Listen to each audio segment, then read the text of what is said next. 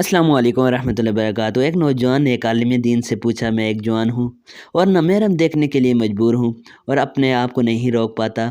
इस सूरत में मैं क्या करूँ? आलिम दीन ने इसकी बात पे गौर किया और उसे एक बर्तन दिया जो दूध से लबालब भरा हुआ था और ताकीद की कि कूज़े को फ़लाँ जगह तक ले जाओ और ख्याल रखना कि दूध न गिरे। फिर कहा, मैं खुद भी साथ चलता हूँ, अगर तुमसे दूध गिरा तो मैं सब लोगों के सामने वहीं तुम्हें इस छुरी से मारूंगा। जवान कूजे को सही और सालिम मंजिल तक ले गया, इतनी एहतियात से कि एक कतरा भी दूध का न गिरा।